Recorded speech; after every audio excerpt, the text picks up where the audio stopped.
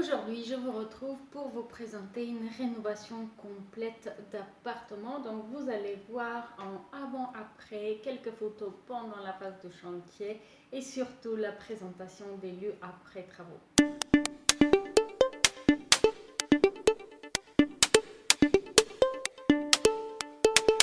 Bonjour, comment allez-vous? En effet, je vous retrouve aujourd'hui pour vous présenter cette rénovation complète d'appartement. Il s'agit de rénovation lourde, donc ça veut dire que l'appartement a été entièrement mis à nu pour refaire toutes les installations, toutes les cloisons, les plafonds et en plus les travaux ont consisté également dans un aménagement des combles au-dessus de cet appartement. Donc des travaux assez lourds qui ont consisté aussi en une création de plancher pour créer une mezzanine à mi-niveau puisque la hauteur sous plafond en bas était très importante et puis la pose d'un escalier. Donc je vous raconte un petit peu le tout pas à pas. Donc dans un premier temps, il s'agit de comprendre quel est le potentiel de cet appartement et cela n'a pas été facile.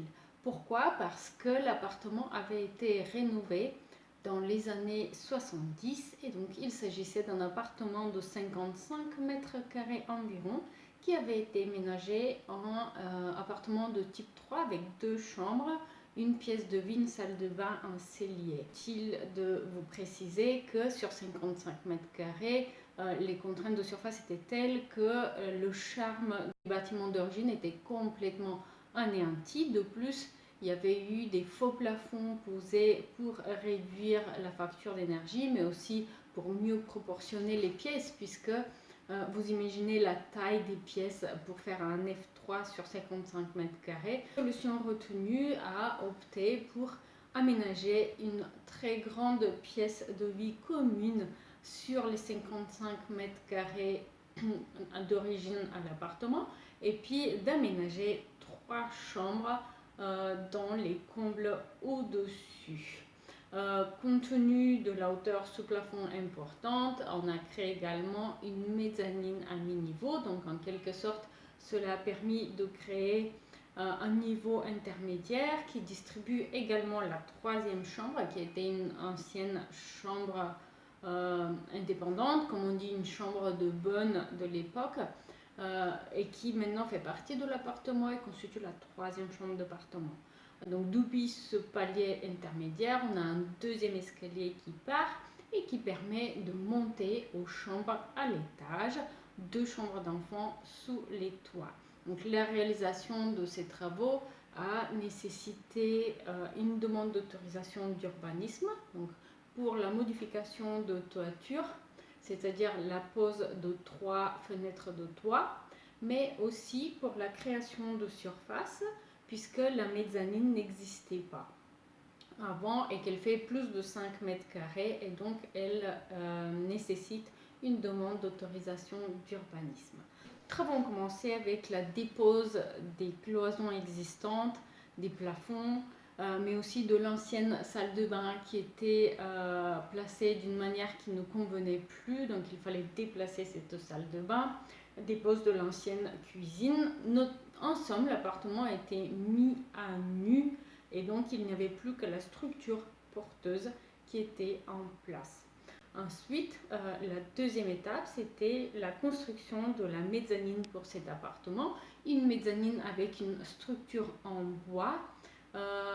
L'objectif là était simplement de réduire le nombre d'intervenants sur le chantier et de réduire le coût de l'intervention. En kit en métal a été posé, donner accès à cette mezzanine. Et puis un 2e escalier en métal, cette fois-ci droit, en bois et en métal, le 2e escalier permet d'accéder depuis la mezzanine aux chambres. L'installation d'électricité a été entièrement refaite pour l'appartement existant et pour son extension. Il y a eu également d'importants travaux de plomberie puisque, comme je vous l'ai dit, la salle de bain a été déplacée. Le sous-plafond a été préservé, ce qui permet de donner une impression d'espace encore plus spacieux et qui correspond aussi bien de l'appartement pour son niveau bas qui est relativement ouvert, un plan de style loft, et donc la hauteur sous plafond importante permet d'en profiter davantage. De la même manière, les escaliers en métal sans contre-marche permettent de laisser le champ de vision libre, et depuis le salon de l'appartement, on peut voir ce qui se passe sur la mezzanine, ce qui facilite la communication entre les différents membres de la famille, mais également donne des perspectives lointaines. En termes d'orientation, donc salle à manger et cuisine est orientée sud. Le Velux qui est au-dessus de la mezzanine est également orienté sud, ce qui donne une luminosité très agréable pendant une très grande partie de l'année. Donc l'appartement qui est par ailleurs assez profond, il fait 12 mètres de profond d'une façade à l'autre, il s'agit donc d'un appartement traversant, et il est très bien éclairé même dans sa partie centrale grâce au Velux qui est au-dessus de la mezzanine et qui permet de faire entrer la lumière de manière homogène. Un appartement assez agréable à vivre, mais il ne faut pas se faire des illusions. Donc il s'agit là de travaux très importants et qui ont été également très coûteux. Le budget travaux pour la réalisation de cet appartement a environné 50 000 € hors taxes pour payer la facture des artisans, des fournitures, etc.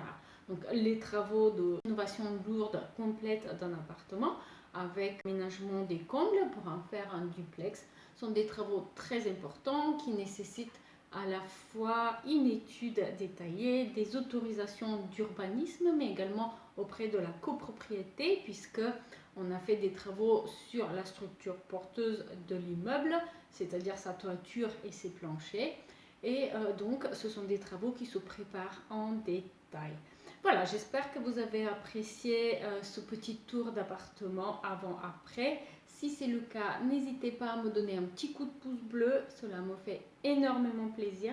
Abonnez-vous à la chaîne et n'hésitez pas à visiter mon blog Logement éco-responsable. Le lien est dans la description de la vidéo.